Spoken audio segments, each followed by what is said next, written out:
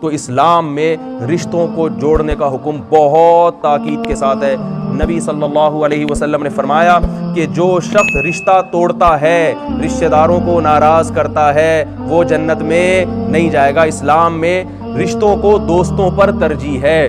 آج دوست کو قریب کیا جا رہا ہے، خونی رشتوں کو دور کیا جا رہا ہے۔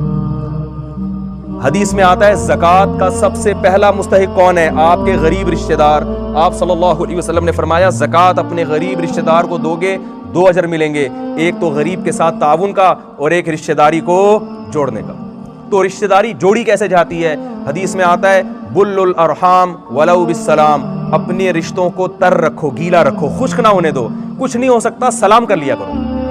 آپ کے جو رشتہ دار پاکستان میں رہتے ہیں، دوسرے کنٹریز، انڈیا میں رہتے ہیں، دوسرے کنٹریز میں رہتے ہیں، آپ بھول نہ جائیں، کچھ نہیں کر سکتے بھائی، فون کر لیا کریں 2-4 دنوں کے بعد۔ وہ پوچھے کیوں فون کر رہے ہو؟ بھائی آپ میرے بھائی ہیں، تو بھائیوں کا بھائی سے رشتہ ہوتا ہے، تو میں مجھے اللہ نے حکم دیا کہ میں آپ سے رابطہ رکھوں۔ آپ میری سسٹر ہو، آپ میری بہن ہو، میرا فرض ہے کہ میں آپ سے رابطہ رکھوں۔ رشید احمد صاحب لدھیانوی رحمہ اللہ تعالیٰ اتنے مصروف تھے نا، ایک منٹ ان کا بہت قیمتی تھا۔ پنجاب کے سفر پہ نکل گئے، جا رہے ہیں اپنی خالہ سے مل رہے ہیں، ماموں سے مل رہے ہیں، سسرال جا رہے ہیں۔ وہ کہہ رہے ہیں بھائی آپ اتنے مصروف آدمی آپ کیوں آئے ہیں؟ کہہ رہے ہیں میں آپ لوگوں سے ملنے آیا۔ انہوں نے کہا ایک طرف آپ کے پاس 1 منٹ نہیں ہوتا اور ایک طرف آپ ملنے آئے بھائی۔ انہوں نے کہا کہ اللہ کا حکم ہے رشتہ داروں سے ملنا، جو جیسے نماز کے لیے ٹائم نکالنا پڑتا ہے نا، کتنا بھی مصروف ہو۔ کیا خیال ہے بھائی؟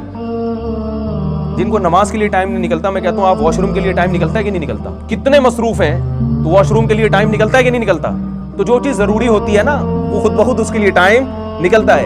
تو جیسے نماز کے لیے ٹائم نکالتا ہوں، روزے کے لیے ٹائم نکالتا ہوں، تو رشتہ داروں کے ساتھ اچھا سلوک بھی نماز روزے کی طرح فرض ہے۔ تو اس لیے مجھے اس کے لیے ٹائم نکالنا، پنجاب میں میرے رشتہ دار تھے، بہت دن ہو گئے ملے ہوئے، تو میں سفر کر رہا ہوں سب سے کیا کرنے کے لیے؟ صرف ہیلو ہائی کے لیے۔ چچا کے گھر جا رہے ہیں، ماموں کے گھر جا رہے ہیں، سب ملنے کے لیے۔ تو بل الارحام ولو بالسلام، رشتہ داری جوڑو اگرچہ کس کے ذریعے ہو؟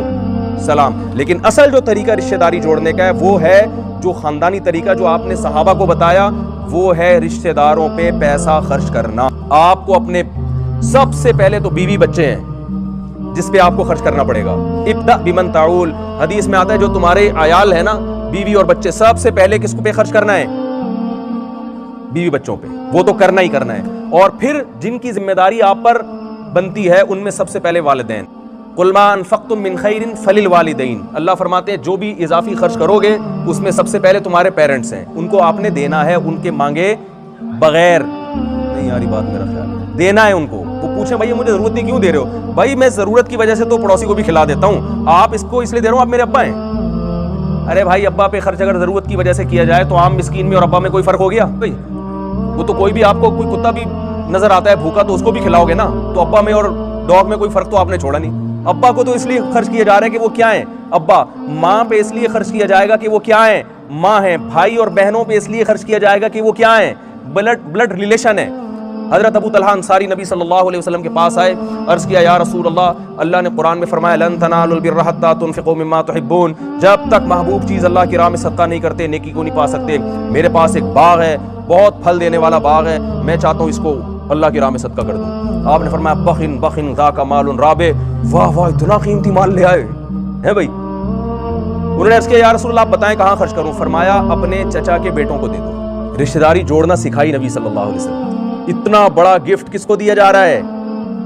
بولو نا بھائی۔ چچا کے، آج کوئی لفٹ سگے بھائی کو لفٹ نہیں کراتے، چچا اور اس کے بیٹے، تو چچا کے بیٹوں کو دے دو۔ کتنا ان کے چچا کو بیٹوں کو جب انہوں نے اپنا باغ دیا ہوگا، رشتہ داری کیسی مضبوط ہوئی ہوگی کہ نہیں ہوئی ہوگی؟ ساری زندگی وہ جب بھی باغ کا پھل کھائیں گے، اس سے بزنس کریں گے، کہیں گے یار یہ ہمارے کزن نے دیا ہے۔ آج ہم چاہتے ہیں کہ دوسرا ہم سے اچھا سلوک کرے، ہم پہل کرنے کے لیے تیار نہیں ہے۔ اور نبی نے فرمایا لیس الواصل بالمکافأ، رشتہ داری جوڑنے والا یہ نہیں ہے جو بدلہ دے۔